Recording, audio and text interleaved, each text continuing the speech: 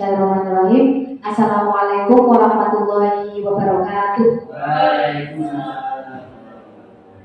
Yang saya hormati Bapak Kepala Sekolah SD Negeri 2 Karangluhur beserta dengan Bapak dan Ibu guru sekaligus dengan karyawan. Alhamdulillah hari senantiasa kita panjatkan puji syukur kehadirat Allah karena pada siang hari ini kita masih bisa berkumpul dalam suatu majelis yang insya Allah penuh dengan berkah. Salawat serta salam marilah senantiasa kita aturkan kepada junjungan kita Nabi Muhammad Sallallahu Alaihi Wasallam yang kita nantikan syafaatnya di yaumul qiyamah. Amin. Bapak Ibu, saya ucapkan terima kasih atas rawuh panjenengan semua pada siang hari ini. Meluangkan waktu di tengah-tengah kesibukan dalam rangka acara diseminasi menyebarkan pemahaman dan penerapan pengalaman budaya positif oleh CGP Angkatan 9 saya sendiri, Fasilul Widya. Adapun kegiatan kita hari ini pembukaan, kemudian nanti pemahaman inti, lalu ada praktek segitiga restitusi dan yang terakhir refleksi. Baik Bapak Ibu, mari kita buka kegiatan diseminasi pada siang hari ini dengan membaca Bismillahirrahmanirrahim. Akhirnya kita masuk ke acara yang kedua, pemahaman inti. Saya punya pertanyaan tematik, nanti silakan Bapak Ibu yang punya pendapat. Yang pertama, hukuman dapat mendisiplinkan anak. Apakah hukuman dapat mendisiplinkan anak? Pertanyaan pemantik pertama. Silakan Bapak Ibu yang punya pendapat. Ya silakan. Berulang mungkin. Apakah hukuman dapat mendisiplinkan anak? Menurut saya mungkin bisa cuma sesaat. Hukuman itu bisa mendisiplinkan cuma sesaat saja. Jadi nanti untuk selanjutnya itu dia sudah balik lagi. Jadi tidak bisa optimal. Oke. Hukuman itu tidak secara permanen atau mendisiplinkan langsung terseterusnya itu tidak. Tidak bisa. Mungkin dari yang lain. Pak Tomat, Bu Indri.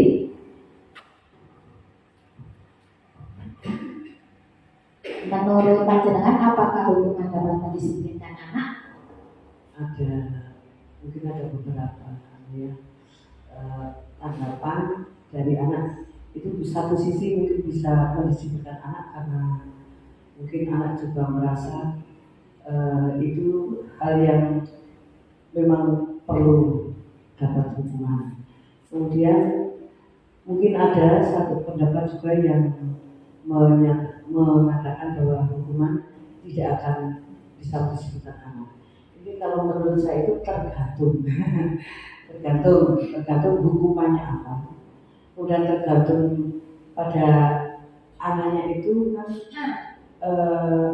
memiliki karakter atau sifat yang berbeda-beda. Contohnya misalnya pas saya satu misalnya kalau Nopal gitu ya, Nopal itu kalau punya kesalahan dia tidak mau mengakui kesalahannya, bahkan dia melemparkan kesalahannya kepada orang lain.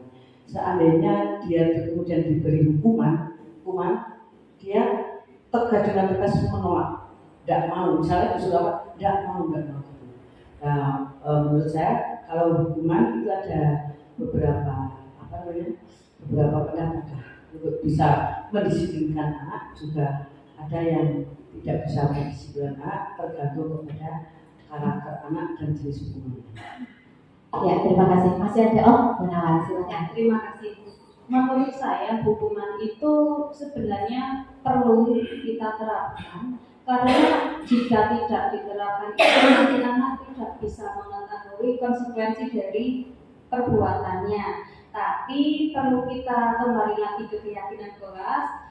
Alangkah lebih baiknya jika hukuman itu disetujui dulu antara guru dengan siswa, merupakan keyakinan kelas bersama. kesepakatan bersama, misalkan ada pelanggaran ini, bentuk hukumannya seperti apa, itu disetujui oleh semua pihak sehingga anak-anak ketika nanti akan melakukan perbuatan itu dia sudah memahami terlebih dahulu, oh sanksinya ini, sehingga dia diharapkan tidak akan melakukan itu. Terima kasih. Berarti kembali ke keyakinannya. Ya. Apakah nanti tadi kebetulan Bu Nawal menyampaikan ada kata-kata konsekuensi. Apakah sama hukuman dengan konsekuensi atau berbeda? Dan itu nanti kita akan mencoba kita diskusikan bersama-sama. Untuk pertanyaan romantik yang kedua, apakah memberi penghargaan dapat meningkatkan motivasi belajar anak? Silakan yang belum berpendapat. Pak Toman, ketika kita memberi penghargaan, apakah bisa meningkatkan motivasi belajar anak?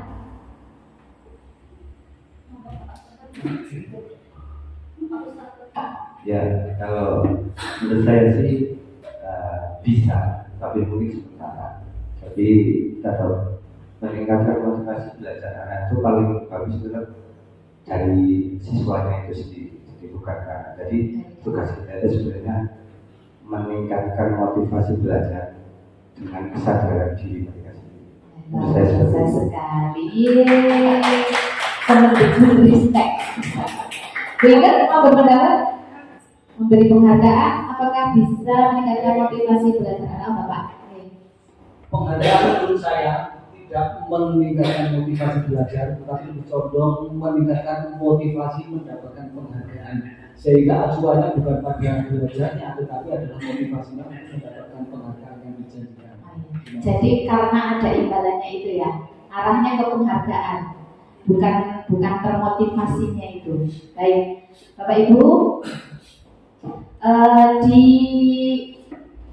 modul budaya positif ini konsep intinya kurang lebih ada perubahan paradigma belajar, disiplin positif, nilai-nilai kebajikan, motivasi perilaku manusia, kebutuhan dasar, posisi kontrol, restitusi, keyakinan kelas, dan segitiga restitusi. Ini nanti yang akan coba saya sampaikan, kita diskusikan bersama-sama. Yang pertama, pembelajaran dengan paradigma baru. Pembelajaran dengan paradigma baru, maksudnya di sini adalah pembelajaran yang dirancang berdasarkan kebutuhan murid dengan memperhatikan kodrat alam dan kodrat zaman, atau yang biasa disebut dengan pembelajaran berdiferensiasi dalam rangka mewujudkan profil pelajar Pancasila. Jadi yang dimaksud dengan pembelajaran dengan paradigma baru itu di mana pembelajaran atau pendekatan pembelajaran yang diterapkan oleh guru ini adalah untuk memenuhi kebutuhan belajar setiap murid yang berbeda, begitu. Sekarang kita bermain, lakukan kegiatan cobalah buka. Ikuti instruksinya. Nanti dibayangkan Anda dan teman Anda akan melakukan kegiatan cobalah buka. Anda adalah A. Tugas Anda mengepalkan salah satu, dibayangkan. Nah, mengepalkan salah satu tangan Anda. Coba Anda bayangkan, yang ada di dalam genggaman tangan itu adalah sesuatu yang sangat berharga. Entah itu apa ya? Uang, betul. Kalau berarti uang, ada uang, ada rahasia, ada harga diri. Coba dibayangkan di mana sesuatu yang ada di dalam kepala tangan itu adalah sesuatu yang sangat berharga. Dan Anda perlu menjaga benda tersebut sekuat tenaga karena begitu pentingnya untuk kehidupan Anda.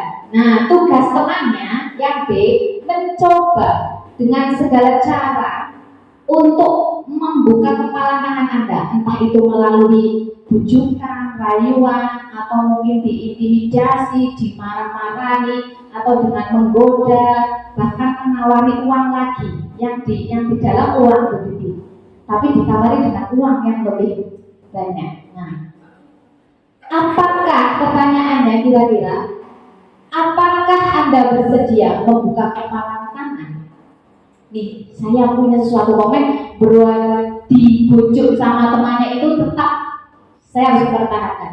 Pertanyaannya, apakah ada kemungkinan Anda tetap mempertahankan kepala tangan atau mau membuka kira-kira? Ada yang mau berpendapat? Kalau jadi Bu Titi, misalnya, Mbak Wulan membujuk, kira-kira mau membuka atau tetap mempertahankan? Bangunan membujuknya pakai yang besar kan ya? Prinsip ekonomi. Yes, ini. Kalau yang besar saya buka. Kalau Bu Jida, seandainya seperti itu, mau membuka atau mempertahankan? Tidak. Kembali ke diri sendiri. Kira-kira ada sesuatu yang disimpan sangat berharga. Terus teman itu membujuk supaya membuka, apakah mau membuka atau tetap mempertahankan? Tetap mempertahankan. Sampai titik darah pemeriksaan? Ya.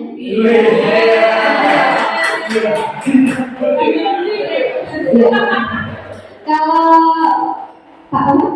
Membuka dia. Membuka. Tercatur dulu. Tercatur layu aja Pak dulu. Kalau Bu Inga? Dari sisi kalimat yang berbuat itu merupakan suatu aksi yang berharga akan dosa. Ya, ada dua kemungkinan. Ada dua kemungkinan jawaban. Yang pertama, akan ada orang yang tetap mempertahankan dengan sekuat tenaga, termasuk saya. Saya kalau bilang jawaban, saya akan tetap mempertahankan karena itu adalah sesuatu yang sangat berharga bagi kehidupan saya. Tapi ada juga tadi jawaban, tergantung ya yang ditawarkan temannya itu seperti apa. Kalau sekiranya menguntungkan kita, ya kita buka. Tapi di sini bukan itu. Yang paling penting bukan masalah mau membuka atau menutup atau tetap menutup, tetapi disinilah pentingnya bahwa ternyata yang mampu, pertanyaannya seperti ini. Nah, jadi dalam kegiatan ini sesungguhnya pertanyaannya itu adalah siapa yang memegang kendali atau kontrol untuk membuka atau menutup kepala. Tadi kan ketika saya tanya mau membuka, ada yang membuka atau menutup, bisa jadi tetap menutup. Tadi Bu Jida menutup, Bu Titi membuka.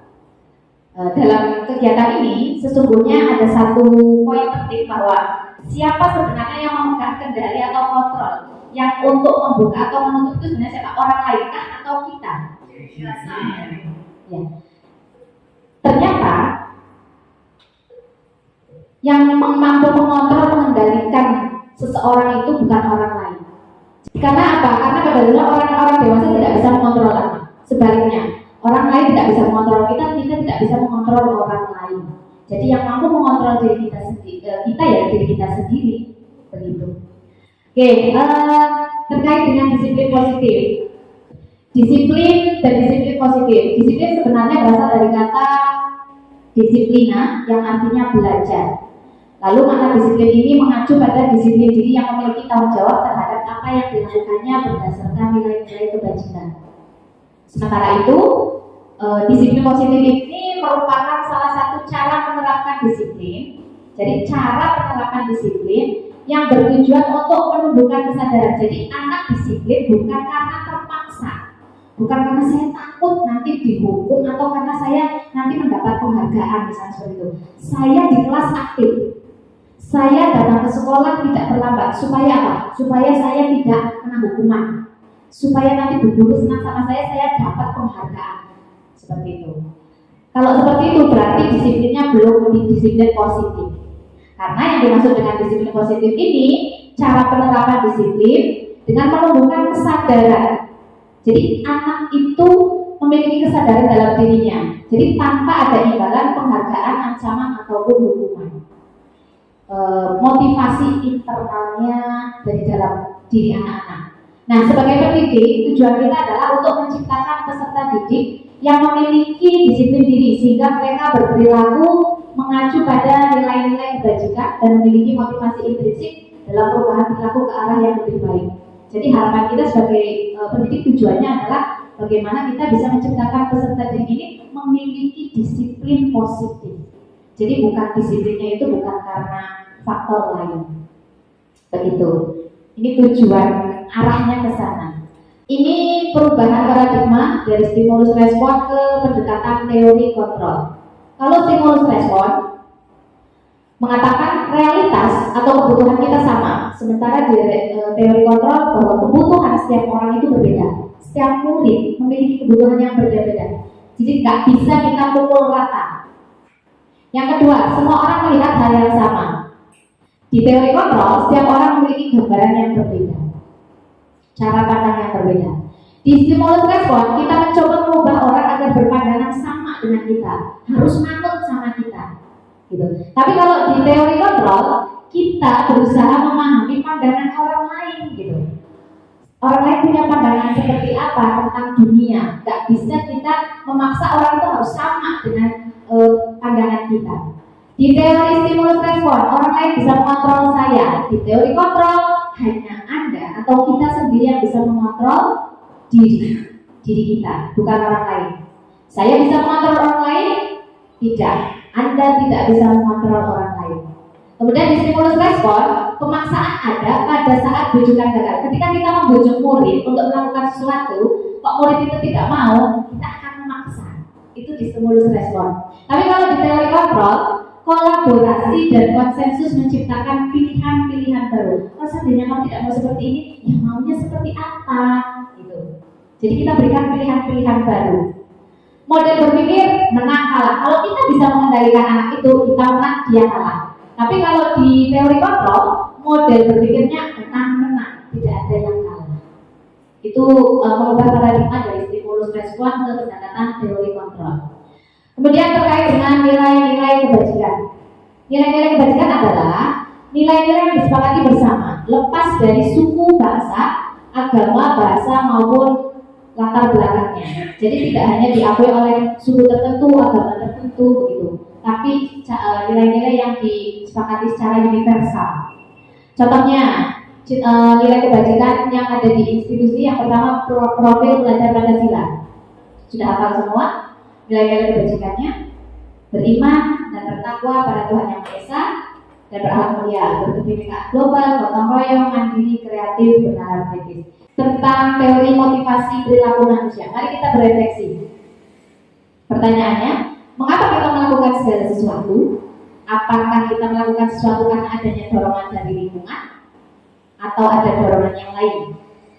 Terkadang kita melakukan sesuatu karena kita menghindari rasa sakit atau ketidaknyamanan. Terkadang kita juga melakukan sesuatu untuk mendapatkan apa yang kita mau. Atau bisa dikatakan kita melakukan sesuatu karena ingin mendapat penghargaan. Jadi kita melakukan sesuatu karena ingin menghindari hukuman atau rasa sakit atau tidak nyaman. Misalnya, saya datang tepat waktu ini, saya nggak enak sama Pak Ahmad. Misalnya seperti itu. Berarti motivasinya motivasi dari luar, gitu kan? Nek saya misalnya nggak kerewangi, nanti malah teman-teman kiranya saya seperti ini. Itu berarti motivasinya dari luar, karena menghindari rasa sakit atau karena tidak nyaman nanti seperti itu. Pernahkah Anda melakukan sesuatu untuk mendapat senyuman atau pujian dari orang lain? Pernah nggak berhenti lakukan sesuatu karena ingin biar orang lain senyum atau memuji kita? Pernah. Untuk mendapat hadiah? Pernah. Atau untuk mendapatkan uang? Sering.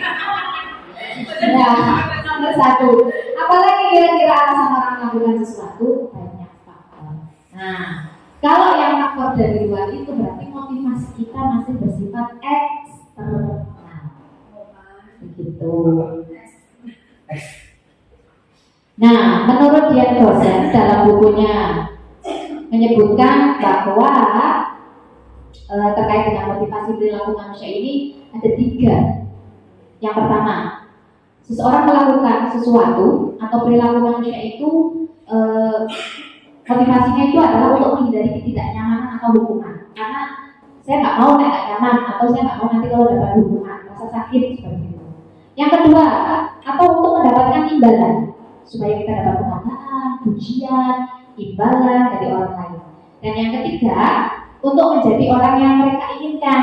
Jadi menghargai diri sendiri dengan nilai-nilai yang mereka percaya. Misalnya, saya berangkat ngajar tepat waktu.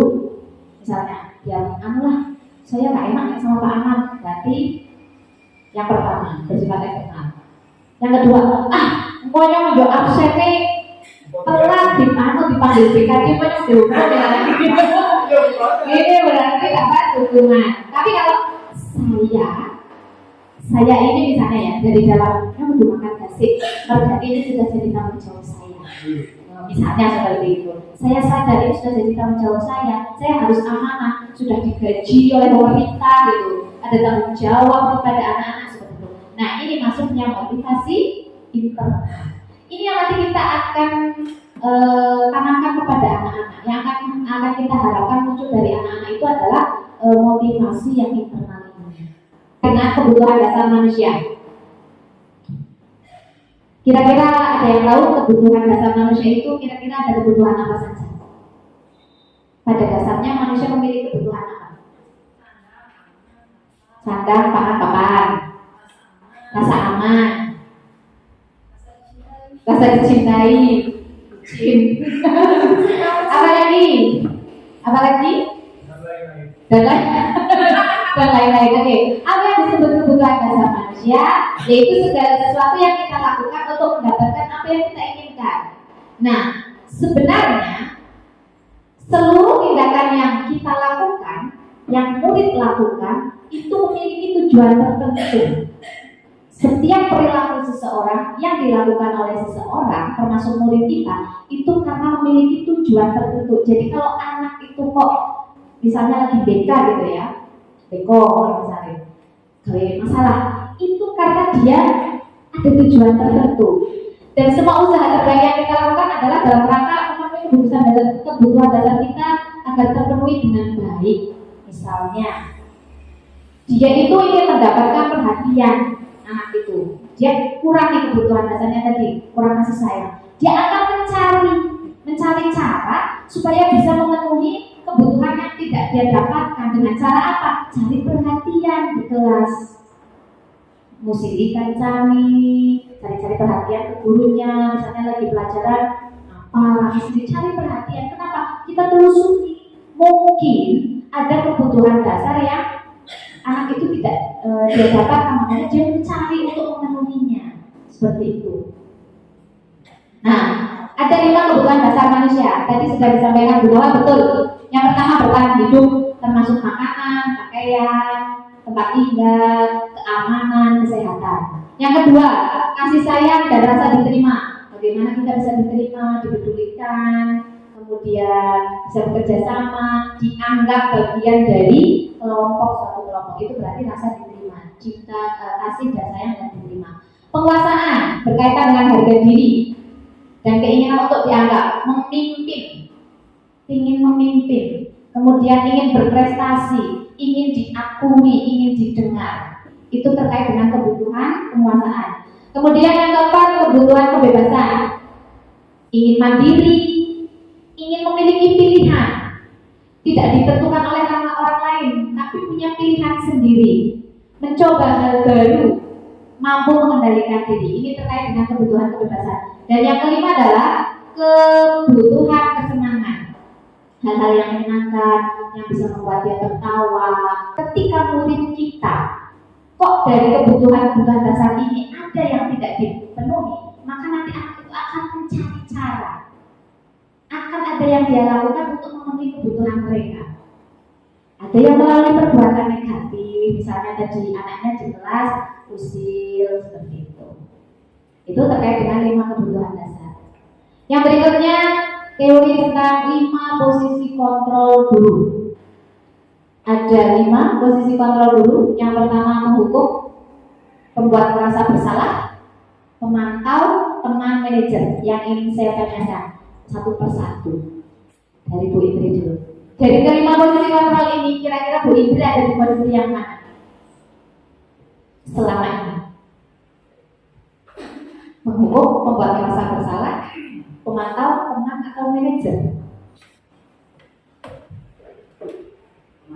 Pemantau. Bu Nawal? Yang sering apa Bu Nawal? Teman. Oke. Kalau Pak Topan? Seringnya yang mana? Teman. Kalau Bu Wulan? Bisa berbagi pengalaman?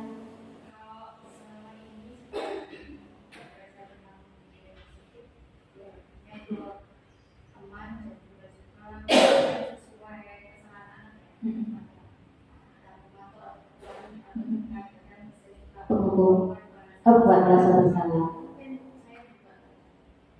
ya. Kalau baru ya setelah iya. Kalau Pak Arab, Saya sebagai kepala sekolah, sebagai manajer dan penonton. iya, yang memantau. Oke, kalau Bu Titi, seringnya sebagai mana posisi kontrolnya? Semua manajer belum pernah yakin. Nah, kalau saya gimana? Penghukum pernah. Ketika kita dan berdiri atau kalau kita keluar dulu, gitu kan? Pemantau sering. Kamu tahu gak sih tugasnya apa? Itu tuh pemantau. Murid itu tugasnya apa? Belajar. Nah kalau misalnya seperti itu sesuai tidak, itu pemantau. Karena biasanya lebih ramah ke anak ya, kayak bahasa ke teman gitu. Ayolah, kamu gak kasihan banget sama bu guru. Ayolah dikerjakan gitu. Sakit loh bapak ibu soalnya ya. Sakit loh bapak ibu teman. Kalau teman merasa bersalah, iya itu tadi merasa bersalah, buat merasa bersalah misalnya kamu nggak kasihan gitu. Ya, aku kecewa loh sama kamu, bu guru kecewa loh sama kamu gitu. Kalau manajer ini posisi yang paling ideal, layaknya seorang manajer. Jadi gabungan antara pemantau dengan teman. Ada yang bisa menyebutkan kira-kira kalau posisi kita sebagai penghukum efeknya apa? Ide yang mana ditayangkan Bapak itu? Ide yang mana ditayangkan Bapak itu? Tidak berkata-kata. Bulan. Coba penghukum apa efeknya? Apa ya? Sisi negatifnya ya, kita bicara sisi negatifnya dulu. Tidak ada respect. Tidak ada respect, sakit hati, ya kan? Sakit hati. Dan ada kasus kalau anak yang sakit hati itu, ini ada kasus dari salah satu teman itu, gara-gara perlakuan dari salah satu guru itu, psikisnya kena, kemudian sampai sekarang itu anaknya melakukan berobat, terus tidak boleh berhenti, begitu. Nah ini yang harus kita buang jauh-jauh sekarang, karena bagaimanapun juga hukuman itu tidak baik. Nanti kita akan ganti dengan apa? Nah, tidak dengan hukuman, bisa dengan konsekuensi. Kalau hukuman itu berupa fisik dan hukuman berupa verbal, begitu. Yang kedua, membuat merasa bersalah. Kira-kira apa dampak negatifnya? Nah, anak jadi berkecil hati, menjadi merasa orang yang gagal, buruk dirinya, menjadi merasa dirinya itu orang yang gagal, orang yang buruk gitu. Telah menyakiti orang lain, mengecewakan orang lain. Akhirnya rasa percaya dirinya hilang. Pemantau, kalau kita sering dimantau-pantau,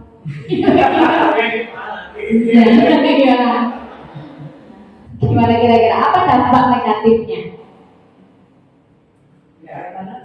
Kalau tidak dipantau, hilang. Contoh nih. Setiap hari yang awal. Nih, tadi Bunawal menjawab seringnya menjadi teman. Dampak positifnya ada ya tentunya ya. Ada kedekatan gitu dengan anak. Sekarang saya mau tanya dampak negatifnya. Dampak negatifnya kalau anak sudah merasa dekat, biasanya rasa hormat itu Kurang. Karena ketika bercanda mereka melewati batas, dan itu akan saya akan berubah menjadi saya ini diburu kamu siswa. Iya betul, video ini sudah banyak beredar dan mungkin Bapak Ibu juga sudah pernah menyaksikan video ini.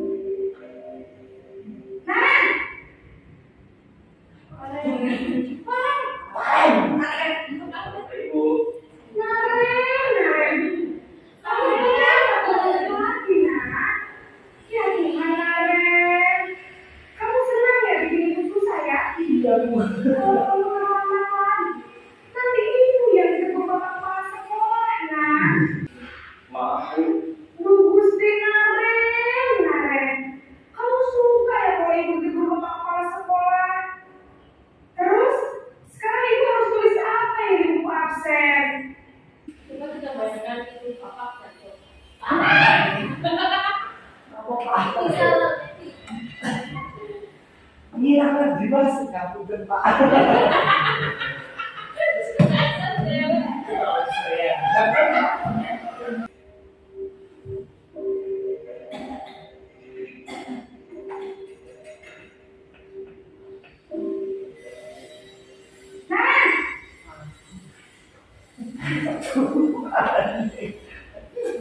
Ibu, Selamat pagi, Naren. Pak Bu, saya terlambat. Iya, sekolah masuknya jam 7, sekarang sudah jam 7.20. Jadi sekarang bagaimana ya, Naren? Maaf Bu, saya lupa soal tes semalam. Baiklah, menurut kamu, keyakinan sekolah yang mana yang perlu kamu tingkatkan? Menghargai diri sendiri dan orang lain mungkin ya Bu. Setuju. Jadi, apakah Naren meyakini prinsip saling menghormati tersebut? Iya Bu, saya meyakininya. Apakah Naren bersedia memperbaiki masalah keterlambatan ini? Bersedia Bu. Bagaimana kalau akan memperbaiki masalah keterlambatan ini? Saya akan coba untuk tidak lupa menyetel alarm saya Bu. Baik, kalau kalian lupa menyetel alarm di rumah, ada orang yang kira-kira bisa bantu mengingatkan tidak? Ada Bu, kakak saya, Kak Emma. Ada lagi selain kalian? Selain Kak Emma, ada ibu saya. Baik, jadi yang mengingatkan kalian adalah Kak Emma dan ibu kalian. Kira-kira akan mulai saya alarm kapan nih, Naren? Setelah pulang sekolah, akan segera saya lakukan. Baik, jadi Naren akan setel alarm untuk bangun besok pagi dan akan diingatkan oleh kakak dan ibu dan Naren ya. Ada lagi yang mungkin perlu dilakukan Naren agar tidak terlambat bangun lagi. Tidak ada Bu. Baik Naren, terima kasih untuk kerjasama kamu. Sekarang kamu perlu kembali ke kelas untuk belajar. Baik Bu, terima kasih. Ini posisi kontrol tadi 5 yang penghukum. Hukuman bisa berupa verbal atau fisik. Biasanya kalimatnya patuhi aturan saya atau awas. Kamu selalu saja salah. Pasti selalu yang terakhir selesai. Kamu ini selalu saja terlambat. Kamu ini selalu saja nggak pernah mengerjakan PR. Itu sudah masuk posisi penghukum. Pembuat merasa bersalah. Guru akan bersuara lebih lembut. Murid memiliki penilaian diri yang buruk. Murid merasa telah mengecewakan orang-orang yang disayanginya, menjadi orang yang gagal. Kalimatnya biasanya, ibu sangat kecewa sekali dengan kamu. Berapa kali bapak harus memberitahu kamu ya, gimana coba kalau orang tua kamu tahu kamu berbuat begini? Apa kamu tidak kasihan? Seperti itu. Anak akan berpikir, oh saya ini salah, saya sudah membuat orang lain sedih, membuat orang lain kecewa, begitu. Dan yang ketiga, posisi sebagai teman. Guru pada posisi ini tidak akan menyakiti murid. Guru akan berkata ramah. Namun bila suatu saat guru tersebut tidak membantu, maka murid akan kecewa karena dianggap seperti teman. Kalimatnya, ayo bantulah demi bapak, bantu ibu ya, demi ibu ya. Ayo ingat tidak bantuan bapak selama ini seperti apa. Ingat tidak bantuan ibu selama ini bagaimana? Ya sudah, kali ini tidak apa-apa, nanti ibu bantu bereskan. Ini kalimat yang biasa diungkapkan oleh posisi guru sebagai teman. Posisi guru sebagai pemantau, bertindak berdasarkan pada peraturan ya Pak. Biasanya kalau Bapak kan aturannya begini, peraturan-peraturannya begitu, konsekuensinya apa? Biasanya ditanyakan peraturannya apa? Apa yang telah kamu lakukan? Konsekuensinya apa? Itu sebagai pemantau. Dan yang terakhir, posisi yang ideal adalah manajer. Guru berkolaborasi dengan murid bagaimana memperbaiki kesalahan yang ada. Jadi guru memberikan kesempatan kepada murid, mempersilakan murid untuk mempertanggungjawabkan perilakunya.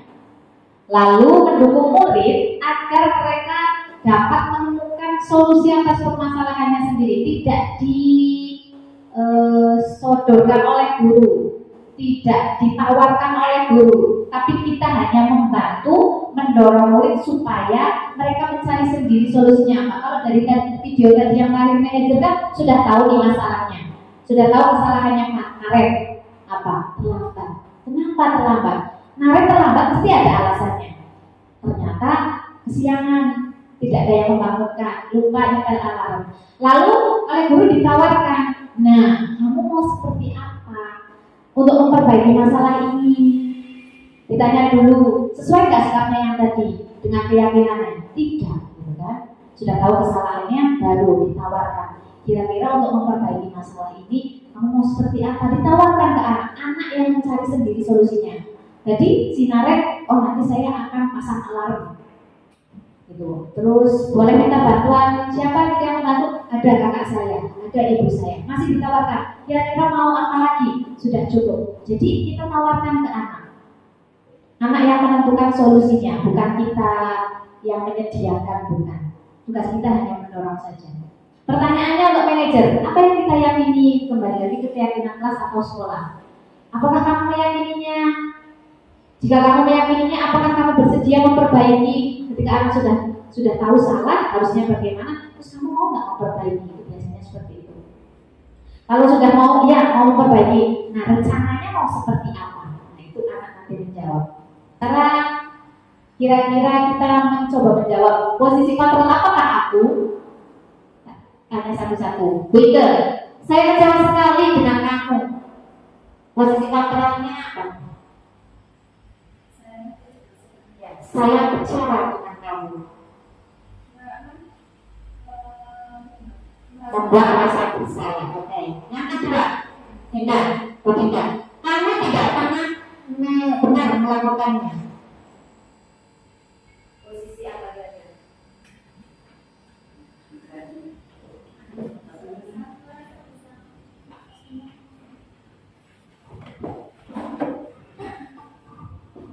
Kamu tidak pernah benar melakukannya. Kamu tidak merasa bersalah?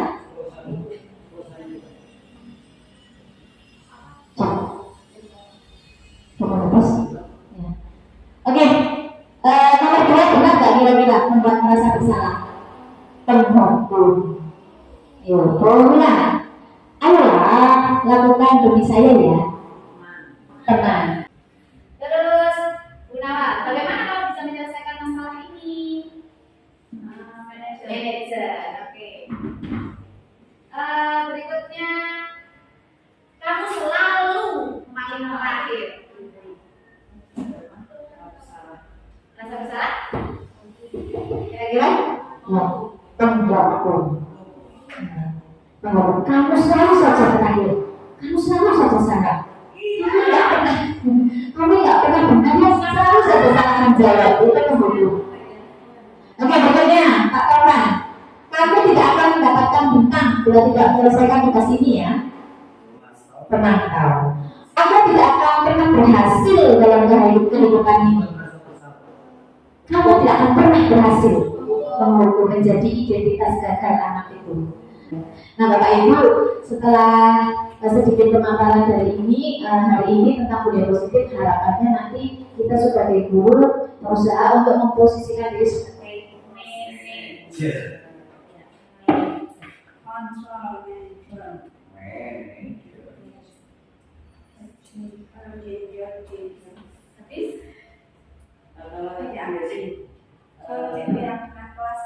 Manajer kan itu lagi ke keyakinannya nanti masuknya kan ke kesepakatan. Yes. Itu seandainya kalau ternyata tidak ada keyakinan dan kesepakatan, anak itu harus selalu diingatkan terus tentang kesepakatannya. Itu bagaimana? Iya. Betul Bu Indri, bahwa keyakinan itu tidak hanya cukup sebatas ditempel saja. Memang keyakinan yang sudah disepakati di kelas, keyakinan yang sudah dibuat bersama-sama antara guru dengan murid, itu memang kita sebagai guru selalu mengingatkan, selalu ingat. Walaupun sudah ada, sudah kita sepakati, tapi yang namanya anak, yang namanya manusia, jadi tetap harus selalu diingatkan. Makanya ketika ada di posisi kontrol sebagai manajer, itu kan kita sambil mengingatkan kembali, apa sih keyakinan yang kamu yakini di kelas kita, gitu. Itu sambil mengingatkan kembali, kamu berpikir kembali. Jadi memang itu Bu, memang harus selalu diingatkan. Ternyata tidak hanya cukup sekali dibuat, habis itu ditempel, kita berharap anak itu akan bisa melaksanakan keyakinan itu. Tidak, ternyata memang harus selalu diingatkan. Nah, ini terkait dengan keyakinan kelas. Proses pembuatan keyakinan pembuatan keyakinan kelas. Jadi berdasarkan kesepakatan bersama. Jadi nanti murid diberi kesempatan untuk bercurah pendapat. Mulai dari kesepakatan. Apa sih kesepakatan? Punya apa usul? Ditampung. Setelah itu nanti kesepakatan itu untuk membuat menjadi sebuah keyakinan menggunakan kalimat positif. Kita rubah narasinya menjadi kalimat yang positif. Tidak boleh dengan kata jangan. Tidak, jangan ya, seperti itu. Nah, keyakinan kelas ini berisi pernyataan universal yang positif yang mudah diingat dan dipahami dulu. Jadi memang prosesnya tidak disodorkan atau yang membuat guru tidak. Memang dari anak. Proses pembuatan keyakinan seperti itu. Mulai dari kesepakatan kelasnya apa, semua anak memiliki kesempatan untuk bercurah pendapat, lalu nanti dirubah menjadi kalimat positif, dicari mana yang akan disepakati, yang sering muncul, yang diyakini akan disepakati oleh anak-anak. Akan segitiga restitusi. Jadi seorang manajer tadi, posisi kontrol dulu sebagai seorang manajer itu, langkah yang dia tempuh adalah melakukan segitiga restitusi. Apa itu segitiga restitusi? Jadi proses dialog yang dijalankan oleh guru dengan murid akan menghasilkan murid yang mandiri dan mau bertanggung jawab. Jadi ada dialog antara guru dengan murid. Nah, melalui pendekatan restitusi ini, ketika murid berbuat salah, guru akan menanggapi dengan mengajak murid untuk berefleksi tentang apa yang dapat mereka lakukan untuk memperbaiki kesalahan mereka. Jadi anak diajak berefleksi. Lalu apa yang bisa dilakukan untuk memperbaiki kesalahan mereka? Sehingga mereka dapat menjadi pribadi yang lebih baik dan bisa menghargai dirinya sendiri. Jadi kita ajak dialog dengan anak, kemudian anak sudah memahami kesalahannya apa, keyakinan kelas apa yang sudah dilanggar, kemudian ditawarkan apakah bersedia memperbaiki kesalahan itu, lalu ditawarkan lagi apa yang akan kamu lakukan untuk memperbaiki kesalahan. Ditawarkan ke anaknya untuk memperbaikinya kamu mau seperti apa, biar anak yang mencari solusi sendiri, menentukan sendiri sikap apa atau langkah apa yang akan diambil oleh anak. Ini segitiga restitusi. Nah, terkait dengan segitiga restitusi ada 3 tahapan. Yang pertama, menstabilkan identitas. Menstabilkan identitas ini dilaksanakan berdasarkan prinsip membuat kesalahan adalah bagian dari proses pembelajaran. Pada tahapan ini bertujuan untuk mengubah identitas anak dari orang yang gagal karena melakukan kesalahan menjadi orang yang sukses. Jadi ketika anak merasa gagal karena dia berbuat salah, gimana nanti guru akan mengubah anak itu supaya tidak merasa gagal tapi menjadi orang yang sukses. Nah, kalimat yang sering muncul seperti ini. Tidak apa-apa, berbuat salah itu wajar. Tak ada manusia yang sempurna. Oh, guru juga pernah loh melakukan kesalahan, gitu. Atau bisa dikatakan bapak atau ibu tidak tertarik mencari siapa yang salah, tapi kita cari solusi memecahkan masalah ini. Kamu berhak merasa begitu. Jadi bagaimana kita menjadikan anak itu supaya tidak menjadi anak yang gagal, begitu. Anak sudah berbuat salah, itu kan sudah merasa gagal. Nah, bagaimana kita bisa mengubah identitas anak yang gagal itu menjadi orang yang sukses? Ini langkah yang pertama, menstabilkan identitas. Yang kedua yaitu validasi tindakan yang salah. Berdasarkan prinsip setiap perilaku berupaya untuk memenuhi kebutuhan tertentu. Jadi kita pelajari bahwa manusia memiliki 5 kebutuhan dasar. Nah, seseorang berperilaku ini prinsipnya karena mereka berupaya untuk memenuhi kebutuhan mereka, termasuk anak. Jangan-jangan anak di kelas kita yang sering bermasalah, diomongiannya, dikandaniannya, itu karena dia ada salah satu kebutuhan yang tidak terpenuhi tadi, misalnya kasih sayang di rumah, hanya cari perhatian di kelas, begitu. Nah, restitusi tidak menyarankan guru bicara ke murid bahwa melanggar aturan adalah sikap yang baik. Tidak, bukan berarti kita mengatakan, oh ya apa sih itu, baik kok seperti itu, nggak salah misalnya begitu. Tidak. Tetapi dalam restitusi guru harus memahami alasannya. Kita cari tahu ke anak, kenapa kamu seperti itu, kamu pasti punya alasan.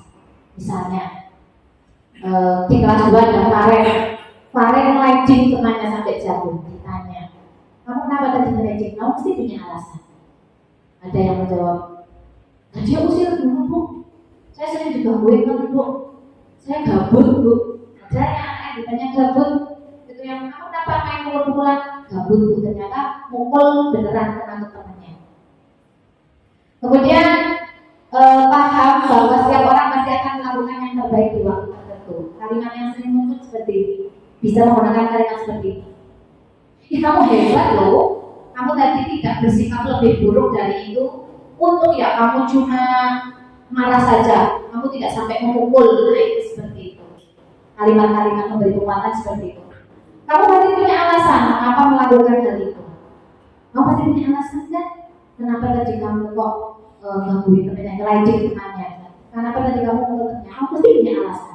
Itu adalah validasi tindakan yang salah. Dan yang ketiga, tahapan yang ketiga yaitu menanyakan keyakinan berdasarkan prinsip teori kontrol bahwa pada dasarnya kita termotivasi secara intrinsik. Kalimat yang bisa kita utarakan, apa keyakinan kelas kita? Kamu ingat nggak apa keyakinan kelas kita? Tanyakan ke anak. Kira-kira keyakinan mana yang sudah kamu langgar? Tanyakan ke anak. Nilai-nilai apa yang telah disepakati bersama? Kamu ingin menjadi orang yang seperti apa sih? Kamu punya bayangan nggak mau kelas seperti apa? Itu adalah menanyakan keyakinan. Setelah melakukan 3 langkah segitiga restitusi, maka dapat dilanjutkan dengan menanyakan bagaimana cara anak akan mempertanggungjawabkan. Tadi kan sudah nih, kamu tahu nggak keyakinannya apa? Kamu tahu nggak keyakinannya sudah dilanggar apa? Nah setelah itu kalau anak sudah mengakui ini bu, misalnya menghormati orang lain, menghargai diri sendiri dan menghormati orang lain. Nah kita tawarkan ke anak, kira-kira bagaimana kamu mau memperbaiki masalah itu? Begitu. Bagaimana kamu akan memperbaiki kesalahan yang sudah kamu lakukan? Kita tanyakan ke anak, kita tawarkan. Anak yang mencari solusi sendiri mau seperti apa? Nah di sini guru menuntut agar anak berhasil memperbaiki kesalahannya. Oh ya sudah, berarti mulai besok maju lagi ya.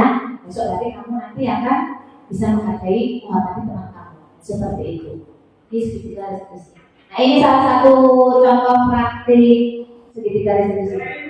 Waalaikumsalam. Gimana kabarnya hari ini? Alhamdulillah baik sekali. Tapi kalau tidak, kira-kira makan di sini. Ini loh Pak, tadi itu biasanya kamu kelas kok tidak seperti biasanya. Biasanya kan kamu kelihatan aktif nih di belajar di kelas. Tapi tadi biasanya kamu kok lesu dari mana? Ini ada masalah. Ya, saya sama dan saya sama ya sama. Mulai dari kamu bisa ada kamu tinggal di sini. Nah, tadi kan kamu bilang masih. Tapi kenapa kamu ini berada di kelas dan itu belajar sampai selesai? Karena saya kamu nanti dalam materi begini, nanti nilainya nanti kalau masih punya tanggung jawab itu dari kita masih dari kamu malas, kamu ini berada di kelas. Kamu bisa saja loh dan menjadi keluar mengatakan itu tidak kamu lakukan. Sekarang saya tanya, kamu masih ingat nggak pelajaran kelas kita? Kira-kira nih menurut Pak Diki, keyakinan kelas apa yang menurut Pak Diki tidak akan tadi? Keyakinan untuk aktif mengikuti pembelajaran itu. Oh iya. Nah, apa dengan masalah-masalah di kelas, terus kamu berpikir kamu tidak akan jauh lagi? Tidak. Justru karena itu saya akan menjalankan itu. Kalau begitu kira-kira dari situ kamu bisa tidak mencari solusi selain malas untuk mengikuti pembelajaran kelas bertanya. Misalnya dengan cara semangat mengikuti pembelajaran kelas. Dan nanti ketika saya akan belajar lagi, saya akan memberikan yang baik lakukan seperti ini. Nah, itu cara pas belajar ya. Nah, kalau sudah selesai, kamu sudah beristirahat.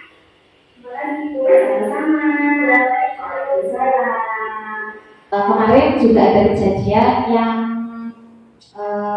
Yudis itu ketika pembiasaan di akhir saya panggil ke kantor, saya tanya Kenapa kamu dipanggil ke kantor? Anaknya mikir, tahu enggak jawabnya gini malah Bu. Itu Bu, gaji saya guyonan pas pembiasaan. Oh iya. Jadi kenapa kamu guyon sama Rena? Kamu mesti punya alasan. Mesti ada sesuatu yang membuat kamu kok guyon sama Rena. Itu sama Rena saya panggil. Ya, gabut Bu, gabut. Jadi iseng gitu kan anak itu. Nah, mungkin anak ini kan berarti ada kebutuhan apa, kebutuhan yang tidak terpenuhi, dia sedang mencari apa perhatian atau kebebasan kan seperti itu. Lalu saya tanyakan, kamu tadi ingat nggak ketika pembiasaan itu tadi kita bikin kesepakatan kan? Kamu ingat nggak apa? Seperti keyakinannya apa? Menghormati, menghargai orang lain. Nah, dengan kamu tadi guyon sama Rena ketika pembiasaan sesuai tidak dengan kesepakatan dengan keyakinan? Tidak Bu. Itu Yudis menjawab seperti itu. Nah, kalau sudah tahu seperti itu, kira-kira untuk memperbaiki sikap kamu yang seperti ini, kamu mau seperti apa? Ya, besok mau tertib Bu. Besok ketika pembiasaan, saya mau tertib tidak mau guyon. Itu praktek segitiga restitusi yang saya sedang coba pelajari dan insya Allah akan terus saya upayakan. Saya sekarang akan mencoba seperti itu dan ternyata dampaknya itu memang ada perbedaan yang dirasakan oleh saya. Ketika kemarin Danis dengan Hamizah juga seperti itu. Akhirnya ketika saya tawarkan ke Danis karena dia pukul, ditanya salah, tawarkan, kamu sudah salah. Tadi Hamizah merasa sakit, tidak sengaja kena pukulan kamu. Sekarang kamu mau seperti apa? Mau minta maaf Bu? Silahkan minta maaf. Dia minta maaf Hamizah.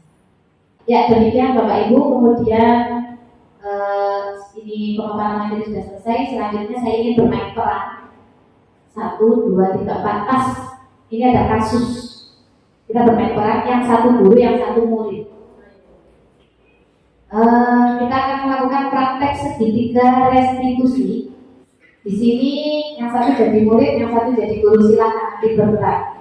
Di situ sudah ada rambu-rambunya. Jawaban muridnya mau seperti apa, kebutuhannya apa. Saya mau jadi guru. Bapak sama Mbak Toman. Saya jadi murid.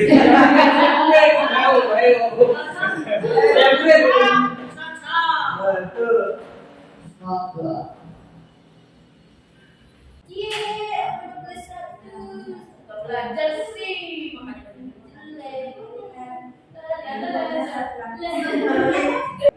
Dari nunggu ite. Iku guru Pak lo murid di gede.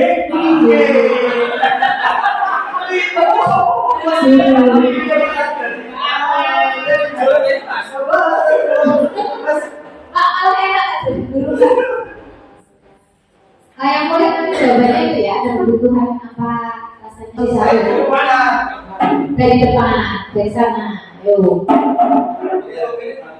Oke. Jelas. Si perfecto dari final. Terus kok ini belum ini Rono. Ali, ya Pak. Nih duduk di sini sama Bapak. Sekarang sudah jam 12:30. Kepada teman, kepada orang lain kita orang tua. Nah, dengan kejadian ini berarti kira-kira kamu sudah melanggar keyakinan kelas atau Sudah Pak. itu poin yang seperti apa? Poin yang ketiga, tidak menghargai sesama teman Pak. Sehingga ini kamu sudah melanggar. Nah, baiknya kamu akan berbuat seperti apa? Saya akan minta maaf kepada Amira besok Pak. Waktu situlah anak Bapak sehingga kamu mau masuk sana dan mau minta maaf. Iya Pak. Sudah sekarang Pak. Ya, terima kasih Pak. Iya. Hati-hati ya.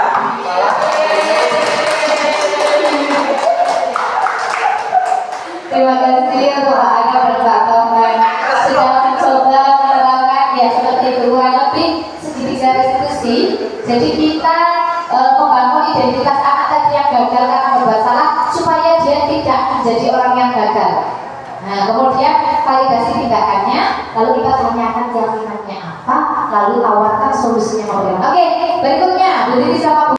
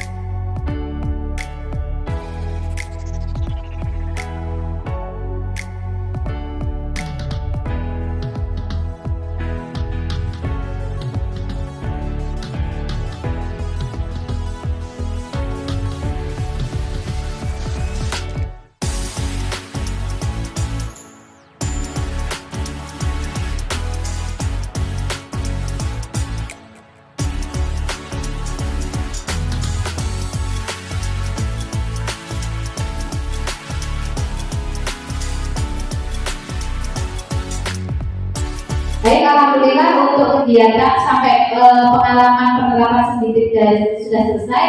Untuk selanjutnya sesi yang terakhir adalah refleksi kegiatan hari ini dengan adanya diseminasi budaya positif dengan sekaligus penerapan sendiri dari sisi kita berefleksi dulu. Saya minta pendapat dari Bapak dan Ibu perwakilan Indonesia ya, Bu Nawal berefleksi tentang kegiatan hari ini. Setelah itu kita kaitkan dengan keyakinan kelas agar anak itu memahami, menyadari bahwa yang dia lakukan salah, dia akan memperbaiki sikapnya dari dalam dirinya sendiri, bukan dari paksaan orang lain. Ya, mungkin saya karena belum dicoba jadi sering dengan cara yang tepat gitu ya tadi ya. Jadi dekat sekali dengan siswa. Jadi mungkin besok sedikit-sedikit mau berubah menjadi manajer. Jadi tidak hanya menjadi teman, karena tadi setelah melihat plus minusnya dari manajer itu yang paling penting. Terima kasih. Ya, Bapak Ibu, terima kasih untuk kegiatan hari ini. Tadi sudah ada refleksi dari teman-teman guru, ada Bu Nawal, tadi dari Pak Tohan, hal baru yang didapat, yang tadinya ternyata posisi kita selama ini ada yang baru teman sebagai pembatasan bersalah. Setelah kita tahu bahwa posisi yang paling ideal adalah menjadi seorang manajer, maka kedepannya kita bersama-sama berharap di SD Negeri 2 Karangluhur nanti guru-gurunya bisa memposisikan diri sebagai manajer, ya. Kemudian bersama-sama kita sekarang sambil belajar, kita mencoba menerapkan segitiga resolusi. Kalau posisi kita sebagai manajer, maka langkah yang kita lakukan adalah sesuai dengan tahapan segitiga resolusi. Coba nanti Bapak dan Ibu praktekkan, saya insya Allah nanti yang Bapak Ibu rasakan itu dampaknya luar biasa. Berbeda dengan ketika anak salah, kita panggil, kita detik dia. Kamu ini apa? Terus salah nggak kamu kayak gitu? Pokoknya aku minta maaf. Nah, biasanya kan seperti itu. Udah minta maaf sama temannya. Ternyata itu nanti hasilnya berbeda dengan kita mencoba dengan langkah atau tahapan sendiri. Baik Bapak Ibu, sampai di penghujung acara sudah 1 jam lebih. Untuk kegiatan ini saya mengucapkan terima kasih. Kurang lebihnya mohon maaf apabila dari awal sampai akhir yang saya sampaikan banyak kekurangan, kesalahan dan hal-hal yang kurang berkenan. Saya tutup dan kita tutup bersama-sama dengan membaca hamdalah bersama-sama. Alhamdulillahirabbil alamin. Wassalamualaikum warahmatullahi wabarakatuh. Ya, terima kasih.